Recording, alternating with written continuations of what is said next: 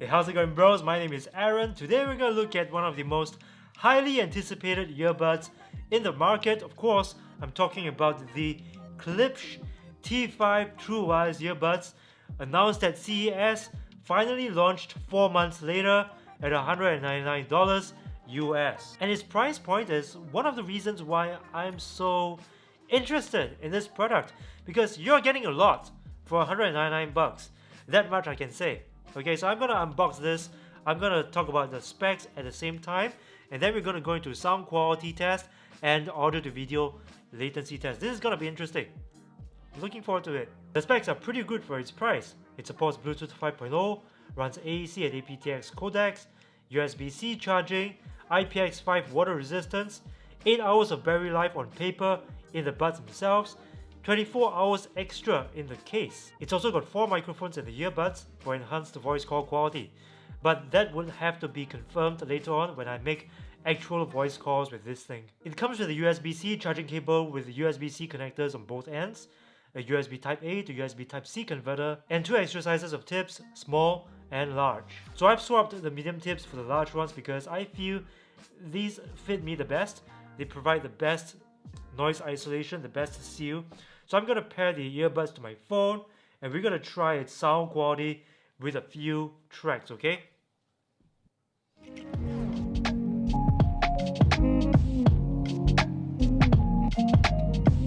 Oh, the bass! Oh. They have got really good dynamic range. I like its bass. I like the way it sounds smooth, tight, and impactful at the same time. It extends quite low.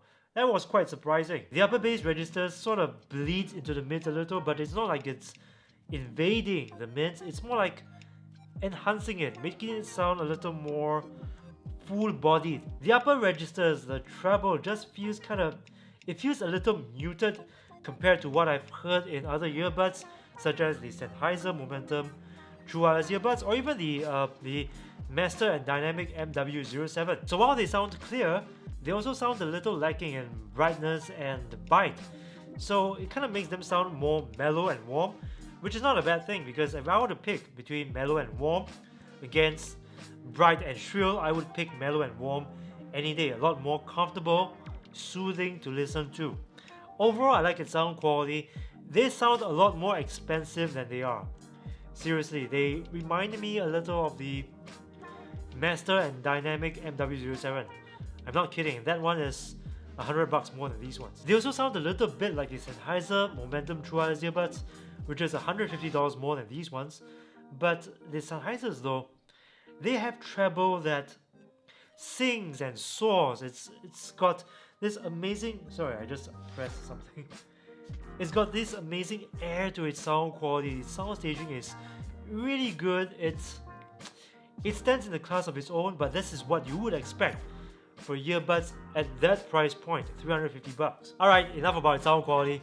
Now let's test its audio to video latency performance. So this is what's gonna happen, okay? I'm gonna use an iOS device first, and then we're gonna switch over to an Android device. And we'll see if these earbuds really performs better on Android, because remember, they support aptX. So I'm expecting there to be at least a small improvement in terms of audio to video syncing compared to iOS. Okay, so here we go. Okay, so for an iOS device, I'm going to use an iPad, and I'm going to use this game to test the audio to video latency. Why not play a video? Well, that's because most video apps will delay the audio to get the audio to sync up better with the video. It's called latency correction. So we don't want that. We want to see the actual latency performance of the earbuds, and we can only do that through playing a game like this one. So here's what's going to happen, okay? I'm going to tap the screen, the trigger is going to jump, it's going to land, and when it lands, it's going to make a cluck sound. Okay, so the cluck should line up perfectly with the landing. Let's go. Oops, sorry, I forgot to turn up the volume. Let's do that right now. Sorry guys. Okay, let's do this one more time.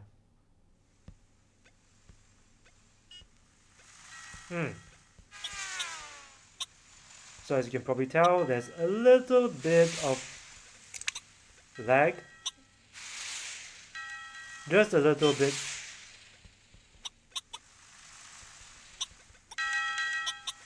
Damn, I'm good at this game. Oh, I spoke too soon.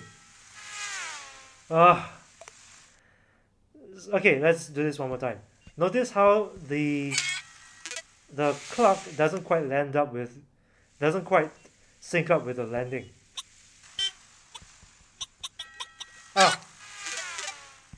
Okay, yep. So as you can see, the syncing is a little off because the earbuds, well, if you connect it to an iOS device, it's going to switch over to using AAC codec, which isn't the best. The better codec that we can use here is aptX, and that's only possible if we use an Android device. So let's switch over to an Android device and see if anything improves. Okay, bros, I'm going to use the LG V40 now. First of all, I want to apologize for the flickering screen. I tried fixing it, I failed, so well, we're gonna have to do this test with the flickering screen. I'm sorry. So here goes. aptX, guys.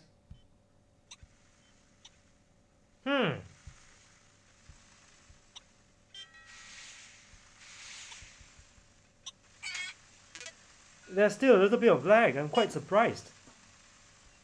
Let's try that again.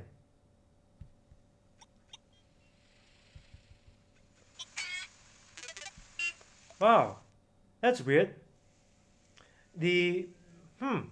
So when I was testing latency with other aptX earbuds, like the Sennheisers and the Master and Dynamic, the latency seems to be okay, but this is almost like AAC. In fact, this is the same kind of latency performance as AAC codec. Looks like the aptX implementation in these earbuds may not be the same as other earbuds like the Sennheiser Momentum True Wireless earbuds, or even the Master and Dynamic MW07. Still acceptable, still playable, but this is no different from AAC in terms of latency. So it really isn't enough to assume that latency will be better in earbuds simply because it uses aptX codec. We will have to test to know for sure, right? So that's why it's important that you subscribe to this channel, because I do tests like this all the time. And we can uncover the truth together about these earbuds. Okay, I connected the NW07. This also supports aptX, but its aptX implementation might be better than the Klipsch T5 wireless. We'll see. Okay, we'll see. Yeah,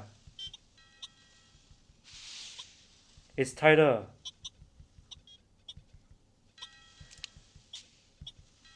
Yeah, the syncing is tighter.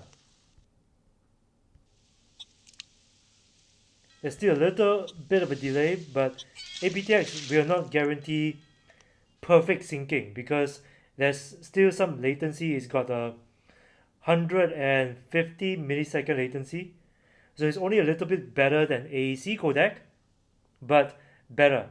And this is how it should be,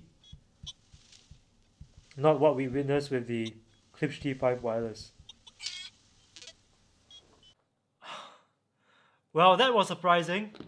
I really wasn't expecting that. aptX is supposed to deliver better latency performance than AAC, but it appears that with the Klipsch T5 True Wireless earbuds, the aptX implementation does not guarantee that. In fact, you get latency performance quite similar to AAC than aptX. So although the potential for better latency performance is still there, the actual implementation of this codec in this product does not guarantee that.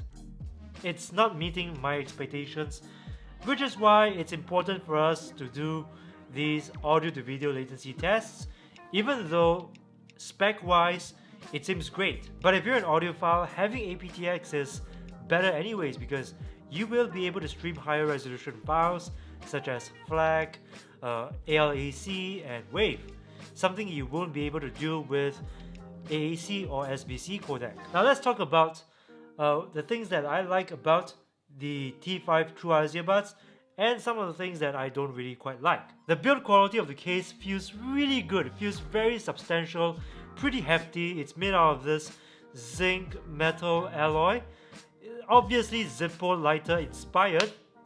So even the way the lid snaps into place feels pretty satisfying. It sounds satisfying. The LED indicator lights are hidden in this little seam between the body of the case and the lid. So it feels very discreet, very elegant, and you won't have to worry about the earbuds falling out of the case because they're attached to the case magnetically. However, as much as I love the design of the case, the earbuds though, I don't know, it kind of feels... Okay, the great thing about the build quality of the earbuds is that they are pretty lightweight and they seem pretty sturdy. However, it feels very plasticky, and even the buttons, they don't feel like... There's this sound it makes when you lightly tap on the buttons. So while I have no problem with the construction of the earbuds, the fact that the buttons feel a little loose just kind of takes away from its premium feel. But still, I like the button controls. It's pretty intuitive. The right earbud takes care of your music controls, call controls. The left earbud activates your voice assistant. Both earbuds do volume control, so you press and hold either earbud buttons to raise or lower the volume, and I think that button control scheme is pretty intuitive. It's pretty good. They were fairly stable in my ears, quite comfortable as well, but I do prefer that they have stability fins to sort of reinforce the stability, because I can foresee that when I'm working out with them, when my ears get wet with sweat, they will fall out. They basically are just relying on the ear tip to keep it in place. And the body of the earbuds, well, they are barely nestling in the conch of my ear at all. So yeah, I'm quite concerned about how stable they'll actually be. Although I will actually have to work out with them to come to a final conclusion about this point. There are some features that I wish these earbuds had. For example, hear through mode, something that the Jabra Elite 65T has. You know, you push a button, the microphones and the earbuds pick up ambient sound all around you and pass them through to your ears, allowing you to hear outside of your earbuds and even have a conversation with the person in front of you without the need of taking off your earbuds. So I think this will be a great feature to have, because these are noise isolating. And right now, these earbuds don't have an app which lets you customize its EQ settings and perform software updates over the air like the Jabras, but I was assured by Klipsch that such an app is coming soon. They said sometime in July, I think. So if you're planning on getting this pair of earbuds, do keep a lookout for that app. So what do I think about these earbuds overall? I think at this price point of $199, these are simply fantastic. I mean, look at the case. Come on. This thing alone, with 24 hours of battery life inside it, USB-C fast charging, 8 hours of battery in the buds. There's gonna be an app, it's coming soon. And when it comes, it's gonna have more features, making it better value for money. And most important of all, it sounds great. It sounds really good. For its price, I've talked a lot about its sound quality, so I'm not gonna say anything more, but suffice to say that it sounds like a very expensive pair of earbuds, much more expensive than $199 for sure. It sounds very close to the Master and Dynamic MW07. Would I recommend this? Klipsch T5 True Wireless earbuds? Hell yeah. Hell yeah. I recommend this to you. I recommend this to my family and friends. Try it. Go down to a store, give it a try. You know that everything I said checks out. So guys, thank you for watching. My name is Aaron. You're watching Aaron is Iron Wireless. And if you like this video, as usual, please punch that like button with a vengeance. Share this video with your friends. Subscribe to this channel if you haven't already. And remember to ring the bell to join my notification squad, because I upload videos like this every single week, and I do more than just reviews. In fact, lots of news contents as well. There's gonna be how-to videos, so it's gonna be really exciting. Subscribe, ring the bell, and don't miss out on another video. I'll see you in the next one.